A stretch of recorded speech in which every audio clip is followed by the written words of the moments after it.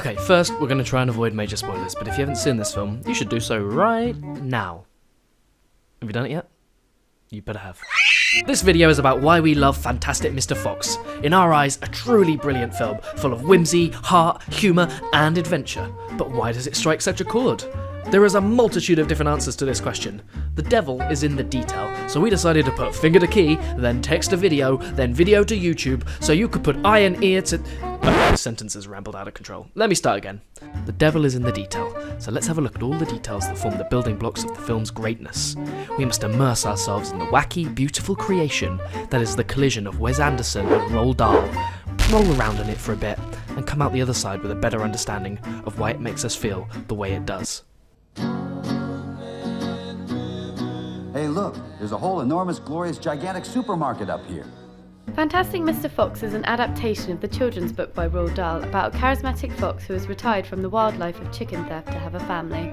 However, he is unhappy in his new vocation and feels a call of his wild nature. After a few raids on a group of farmers called Bogus, Bunce and Bean, the farmers unite in declaring war, resulting in trouble for the foxes. The film captures the wacky feel of the original story, but is by no means a strict adaptation. I think this was the right approach. Instead of saying, how do you make this book into a film, the filmmakers seem to have asked, what kind of story would Dahl have told if he was a filmmaker and not an author? This means the decisions made were geared towards making the best film possible, rather than the truest adaptation. The focus is on recreating the feeling that the book gave you, rather than translating the novel word for word. Hang on, so why as an adult am I experiencing this film in a similar way to the way in which I experienced the book as a child? One comparison that could be made is Dahl would have quite horrifying or scary events and characters in his books, so different to the way children's stories are approached today, with man-eating giants, witches that are hidden throughout society, or the grotesque moments of George's marvellous medicine. Similarly, Anderson allows darker and sadder moments to stray into his film, allegedly for children, that seems out of place with the bright, loud action of many other contemporary films for kids. And so, Fantastic Mr. Fox ends up occupying a strange little no man's land, where it's free to run riot with quirky silliness, without needing to fulfill what might be expected of an adult film, but is still bursting with wry observation and emotional intelligence that is a staple of Wes Anderson's filmmaking. Well, this statement sounds pretty nice, but what does to run riot with quirky silliness even mean? Did you chop it? Oh no. Made up stuff. One thing Fantastic Mr. Fox does fantastically is build its world. We are skillfully introduced to a place in which animals wear corduroys and swear like troopers. The cuss you are. The cuss am I? Are you cussing with me? No, you cussing with me? Don't cuss and point You're at me. gonna cuss with somebody. You're not gonna cuss with me, you little cuss. With me. Well, sort of. Where farmers are more like gangsters with sinister levels of evil and the strangest diets known to man. Questions I have are, do the farmers notice that the animals are wearing clothing and driving miniature motorcycles? If so, does that make them even more evil? The film is jumping up and down to fill you in on the facts of its reality. Well, it's real simple. Basically, there's 3 grabbers, 3 taggers, 5 twig runners, and the player at whack-bat. The center tagger lights a pine cone, chucks it over the basket, and the whack-batter tries to hit the cedar stick off the cross rock. Then the twig runners dash back and forth until the pine cone burns out and the umpire calls hot box. Finally, at the end, you count up however many score downs it adds up to and divide that by 9. Got it. These nuggets of fake trivia are totally in keeping with Roald Dahl's style and makes the world come to life. It allows room for your imagination to fill in the gaps, stimulating your mind rather than spoon-feeding it. This makes your connection with the story more personal, as you yourself have brought something to it, kind of like reading the book. Characters. The titular Mr. Fox is similar in many ways to Steve Zissou and Royal Tenenbaums, a selfish, charismatic father figure. He puts his family through a hard time because he feels he has to be true to his wild nature. He is interesting because the thoughts and emotions are fairly complex. He's operating on 2 different levels of thinking. He loves his family and wants to settle down and be a respectable fox with a witty newspaper column that everyone reads, but is driven at the same time to risk all of this for reasons he's not willing to even admit to himself. Despite this relative complexity, his character is easy to understand, as are his motivations for his actions. This trick of pulling off complex characters that are instantly recognisable is key to why this film works well, and why it can be enjoyed by children and adults alike. Part of the reason that Foxtastic Mr. Fan pulls this off is that the characters all have an exaggerated quality to them, a characteristic or two that's brought to the fore, as with many of Anderson's other films. This means they're easily identifiable and allows the film to explore interesting themes more easily. Bellis! Demolitions expert. What? Since when? Explosions, flames, burning things. Demolitions expert. Okay, Linda. Anderson said he always had George Clooney in mind for the part of Mr. Fox, and it shows. His creamy yet gravelly timbre is absolutely perfect for the character. His charisma is all too real, and he manages to walk the line of arrogant but also vulnerable and sympathetic with grace and panache. I promise you, if I had all this to do over again, I'd have never let you down. It was always more fun when we did it together anyway. Mrs. Fox also feels the call of the wild, but is better able to control it. As soon as she got pregnant, she knew that their lifestyle needed to change, but I think there is still a sense of mourning for the life lost. She sits painting huge vistas of the outside world, in stark contrast to her confinement in the family home. She has some great lines. If what I think is happening, it better not be. I think this illustrates that she, on many levels, feels similar to Mr. Fox.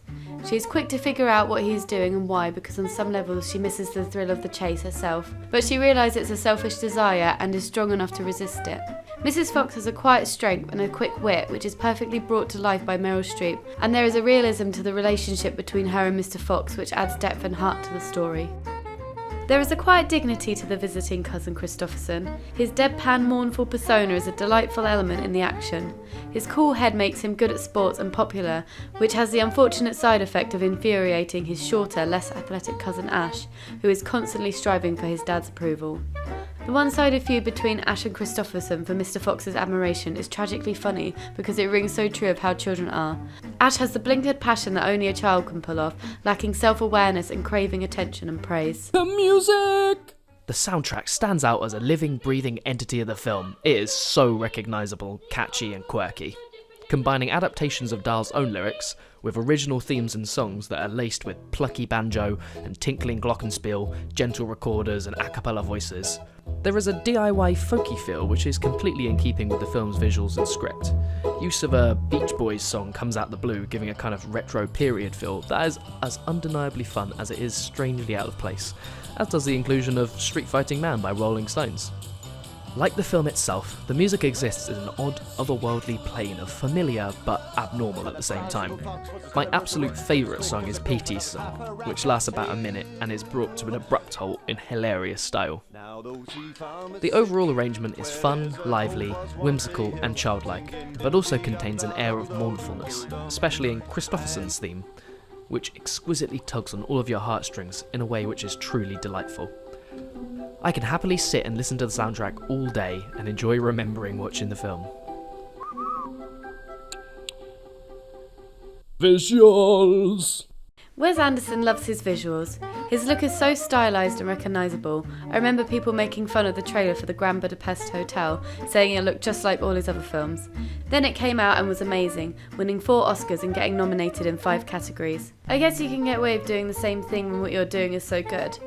I think many of the great directors have a certain signature to their work, and Anderson is without a doubt one of them. Fantastic Mr. Fox does mark a certain departure for him, in that it was his first animated film.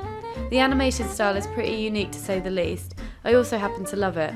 Because it is done with stop motion models, the film gets laughs just from the way the characters move around and interact with things.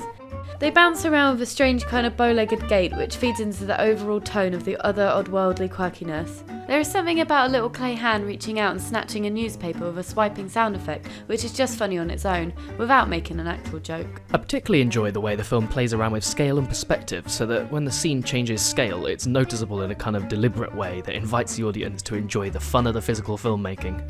It feels like the film's not taking itself too seriously, but revelling in the joy of the craft. The film also gives us an ant farm effect, where you can see all of the tunnels and buildings laid open for the eye of the audience. This is like the boat cross-section in The Life Aquatic, inviting you to sit in a judgment and preside over all that the sun touches, like a great big Lion King. There is something about a shot like this in a film that lays out everything bare and says, "Look, this is the world," that makes it feel more cohesive. You can literally see how the pieces fit together.